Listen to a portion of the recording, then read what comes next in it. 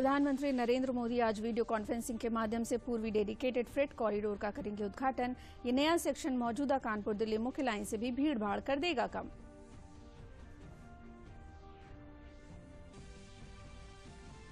केंद्र सरकार ने नए कृषि कानूनों के खिलाफ प्रदर्शन कर रहे किसान संगठनों को बुधवार को अगले दौर की बातचीत के लिए किया है आमंत्रित। बातचीत में कई केंद्रीय मंत्री रहेंगे मौजूद।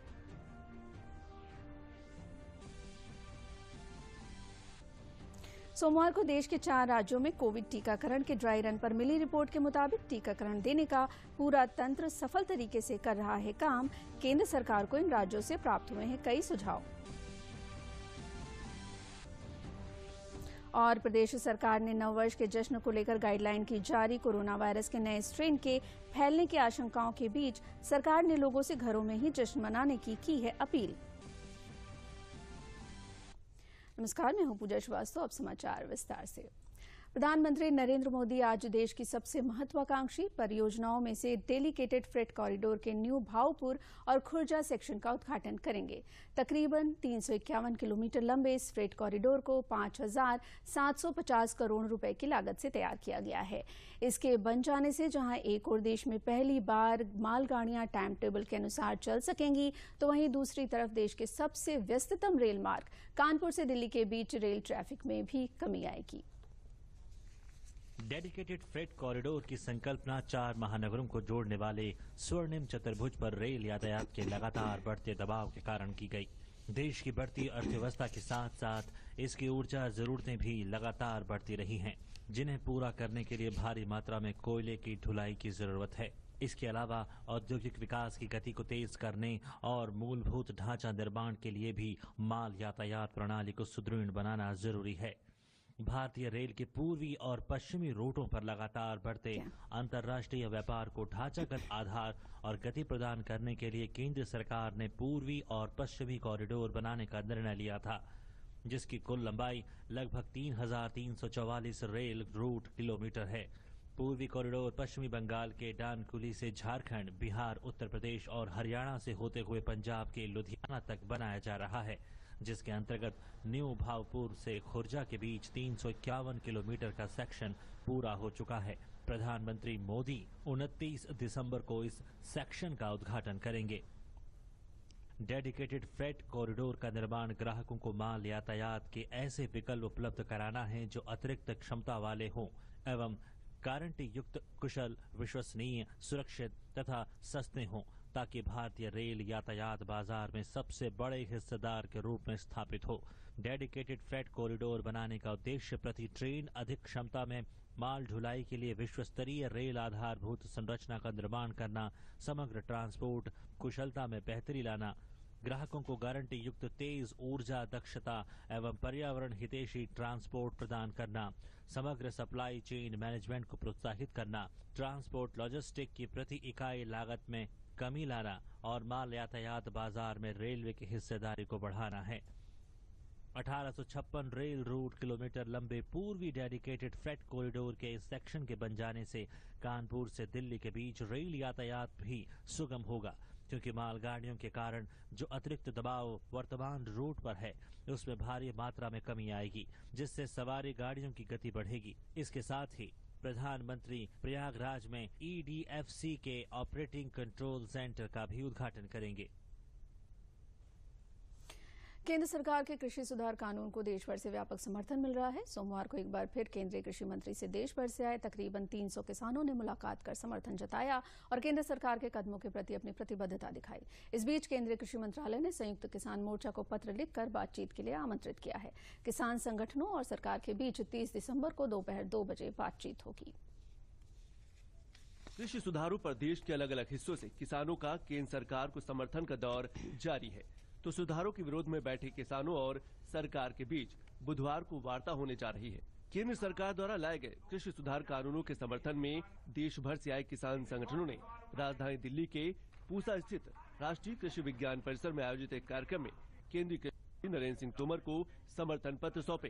कार्यक्रम में उत्तर प्रदेश, हरियाणा, राजस्थान, पश्चिम बंगाल, मध्य प्रदेश, ओडिशा, जम्मू कश्मीर सहित देश भर से आए तकरीबन 300 किसानों ने भाग लिया और केंद्र सरकार के प्रति अपनी प्रतिबद्धता दर्शाते हुए कृषि सुधार कानूनों के समर्थन में सरकार का समर्थन किया।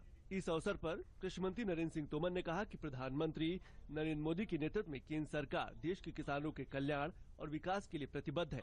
इसी क्रम में कृषि सुधार कानून लाए गए हैं। किसान हमारे देश का अन्नदाता है, किसान का सम्मान हमारे मन में है। जो कानून आए वो किसान की समृद्धि के लिए आए, जो कानून आए खेती को समृद्ध करने के लिए आए। कार्यक्रम में मौजूद किसान संगठनों ने केंद्र सरकार द्वारा लाए गए कृषि सुधार कानूनों के लिए सरकार को धन्यवाद देते हुए इन्हें जारी रखने की अपील की। कॉन्ट्रैक्ट फार्मिंग की बात मैं करता हूं। कॉन्ट्रैक्ट फार्मिंग कोई जबरदस्ती नहीं है, कोई नया काम नहीं है। देश के 15 प्रदेश में किया जा रहा है। किसी किसान की जमीन नहीं छीनी गई। इस तरह की अफवाहें उड़ाने वाले लोग किसानों के मित्र तो नहीं हो सकते। भारत वर्ष के किसानों की दशा और दिशा में सुधार होगा। उन्हें दलाली व्यवस्था से छुटकारा मिलेगा। उनकी फसल का उनको वाजिब मूल्य मिल सकेगा। जो भी कानून आए हैं वो सब कानून सब ठीक है और इस कानून से कोई भी नुकसान नहीं है, ना किसी किसान को कोई नुकसान है। जो भी बवंडा पूरे देश के अंदर हो रहा है, गुमराह किया जा रहा है, ऐसा कुछ नहीं है। उम्मीद की जाती है कि इन कृषि सुधार कानूनों के लागू होने से न केवल अन्नदाता की भविष्य में आर्थिक तरक्की सुनिश्चित होगी, बल्कि वो आर्थिक रूप से सशक्त और मजबूत भी बनेंगे। इस बीच बुधवार को कृषि सुधारों के खिलाफ आंदोलन कर रहे किसानों और केंद्र सरकार के बीच 7वें दौर की वार्ता होगी। केंद्र सरकार ने किसानों को चिट्ठी लिखी थी, जिसके जवाब में किसानों ने वार्ता का न्योता स्वीकार करते हुए कुछ शर्तों के साथ 29 तारीख को बातचीत के लिए हामी भरी थी। अब सरकार ने संयुक्त किसान मोर्चा को खत लिखकर बताया है कि 30 दिसंबर को दोपहर 2 बजे दिल्ली के विज्ञान भवन में वार्ता के लिए आए। कृषि मंत्रालय के सचिव संजय अग्रवाल की जारी चिट्ठी में कहा गया है कि सरकार साफ नियत और खुले मन से प्रासंगिक मुद्दों के तर्कपूर्ण समाधान करने को लेकर प्रतिबद्ध है। बैठक में किसानों की ओर से भेजे विवरण के मुताबिक तीनों कृषि कानूनों, एमएसपी की खरीद व्यवस्था के साथ ही राष्ट्रीय राजधानी क्षेत्र और आसपास के क्षेत्रों में वायु गुणवत्ता प्रबंधन के लिए आयोग अध्यादेश 2020 और विद्युत संशोधन विधेयक 2020 में किसानों से संबंधित मुद्दों पर विस्तृत चर्चा होगी। सरकार को उम्मीद है कि इस वार्ता से हल निकलेगा। जो बिल है इसके अंदर जो अच्छी बातें हैं निश्चित रूप से उसके बाद में भी अगर संशोधन की आवश्यकता है तो अगर वो बात कोई ऐसी रखेंगे अगर उसमें तो निश्चित रूप से उसको भारत सरकार विचार करेगी और बातचीत से ही हल निकलना है। इस बीच दिल्ली की सीमाओं पर किसानों का आंदोलन जारी है। किसानों के आंदोलन की वजह से लोगों को भारी दिक्कतों का भी सामना करना पड़ रहा है। सोमवार को देश के चारों राज्यों में कोविड टीकाकरण की ड्राई रन का पहला दिन था और अब तक मिली रिपोर्ट के मुताबिक टीकाकरण देने का पूरा तंत्र बेहतरीन तरीके से काम कर रहा है। साथ ही कई राज्यों से कई सुझाव भी केंद्र सरकार को प्राप्त हुए हैं, जिस पर विचार विमर्श की प्रक्रिया जारी है। फिलहाल केंद्रीय गृह मंत्रालय ने कोविड की निगरानी, रोकथाम और सावधानी के लिए नवंबर में जारी दिशा निर्देशों को 31 जनवरी तक के लिए बढ़ा दिया है। कोविड के खिलाफ देश की जंग जारी है। एक और जहां कोविड के मामलों में कमी आ रही है, तो वहीं देश में वैक्सीन को लेकर काम तेजी से जारी है। देश में कोविड के सक्रिय मामलों की संख्या में लगातार गिरावट का रुख जारी है। देश में सक्रिय मामलों की संख्या 2,77,301 हो गई है। कुल पॉजिटिव मामलों में सक्रिय मामलों की हिस्सेदारी घटकर 2.72% हो गई है। एक महीने से अधिक समय से रोजाना नए मामलों की तुलना में दैनिक ठीक होने वाले मरीजों की संख्या अधिक चल रही है। कोविड से ठीक हुए मरीजों की संख्या अब बढ़कर लगभग 98 लाख हो गई है। रिकवरी दर भी अब बढ़कर 95.83% हो गई है। ठीक हुए मरीजों की संख्या और सक्रिय मामलों में अंतर लगातार बढ़ते हुए 95,05,368 हो गया है। देश में रोजाना होने वाली मरीजों की मौत में लगातार गिरावट हो रही है। भारत में प्रति 10 लाख आबादी पर मृत्यु दर 107 है, जो दुनिया में सबसे कम है, जबकि वैश्विक औसत 224 है। इस बीच वैक्सीन को आम जनता तक पहुंचाने की तैयारियां अब अपने आखिरी पड़ाव में है और इसी के तहत देश में टीकाकरण की व्यवस्थाओं के सटीक आकलन और इसमें आने वाली चुनौतियों को जानने के लिए सोमवार को ड्राई रन शुरू हुआ, जो 29 दिसंबर को भी चलेगा। जिन राज्यों में टीकाकरण का पूर्वाभ्यास किया गया है वे हैं पंजाब, असम, आंध्र प्रदेश और गुजरात। इस दौरान वैक्सीन की कोल्ड स्टोरेज से लेकर लोगों को लगाने तक की सभी प्रक्रिया पर नजर रखी जा रही है, ताकि टीका वितरण से पहले प्रक्रिया की खामियों को दूर किया जा सके। उप मुख्यमंत्री केशव प्रसाद मौर्य ने प्रयागराज में पूज्य शंकराचार्य श्री वासुदेवानंद जी महाराज के आश्रम में आयोजित आराधना महोत्सव में शिरकत की। इस मौके पर उन्होंने कहा कि भागवत सुनने से जीवन में सुख, शांति और समृद्धि आती है और जीवन को नई दिशा मिलती है। इस उत्सव के माध्यम से समस्त देशवासियों के प्रति अपनी मंगल कामना व्यक्त करते हैं। माघ मेले को सकुशल संपन्न कराने की योजना पर चर्चा करते हुए उन्होंने कहा, यथासंभव सरकार सुविधा दे रही है। सब लोग आदेशों का पालन करते हुए दूरी के साथ माघ मेले में स्नान करें, किसी का स्पर्श न करें, मास्क का प्रयोग करें जिससे महामारी का प्रकोप न हो सके।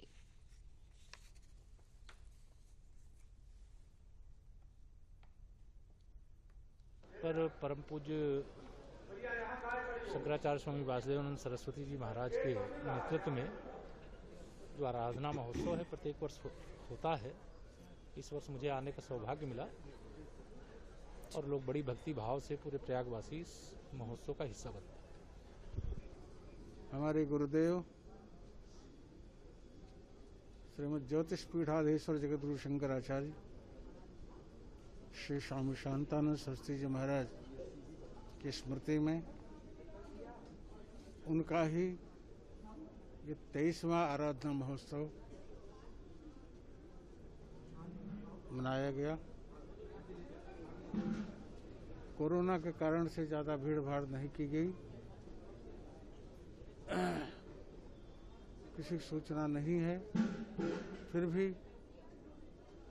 यथासंभव उत्सव संपन्न हुआ है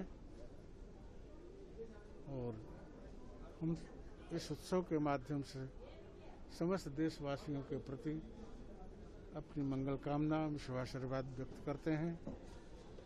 लोग धर्म और राष्ट्र के लिए चिंतन करें, उसके लिए समर्पित हों, ये हमारा आग्रह है।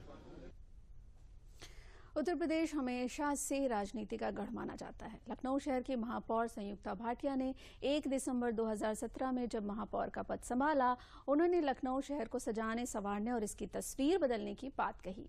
दूरदर्शन समाचार से आज श्रीमती भाटिया फोन के माध्यम से जुड़ रही हैं। संयुक्ता भाटिया जी, बतौर लखनऊ के महापौर दूरदर्शन समाचार से जुड़ने के लिए आपका स्वागत है।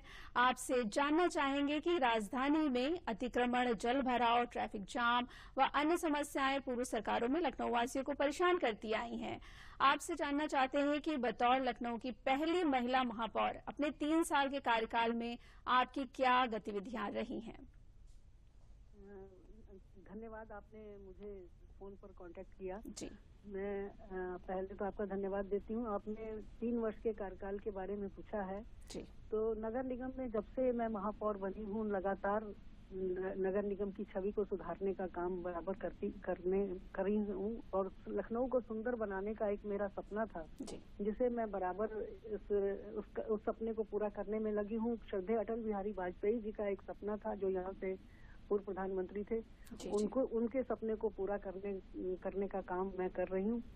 मैंने इधर आपको जानकर हर्ष होगा कि लखनऊ नगर निगम ने उत्तर भारत में म्युनिसिपल बॉन्ड जारी करने वाला पहला शहर बनने का गौरव प्राप्त किया है। अच्छा। और हमने तंबाकू वितरण में लाइसेंसिंग जारी करने के लिए भी पहला शहर हम बने हैं।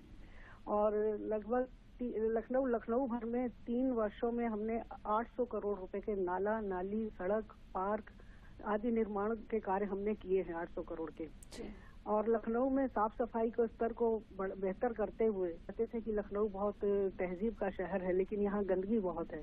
तो हमारी ये जो गंदगी थी उसको हटाने के लिए हमारे डंपिंग पॉइंट जो सड़क पर थे, बहुत सारे डंपिंग पॉइंट थे, उनको हमने कम किया है और धीरे धीरे करके हम इस दिशा में बढ़ रहे हैं कि हम उसको डंपिंग पॉइंट को बिल्कुल खत्म कर दें और इस दिशा में हम बढ़ रहे हैं। और ट्रैफिक की बात अभी आपने की है, तो ट्रैफिक में आपने देखा होगा कि इधर लखनऊ में बहुत परिवर्तन आया है। हर चौराहे पर आपको सिग्नल मिल रहे हैं जहाँ लोग रुक भी रहे हैं।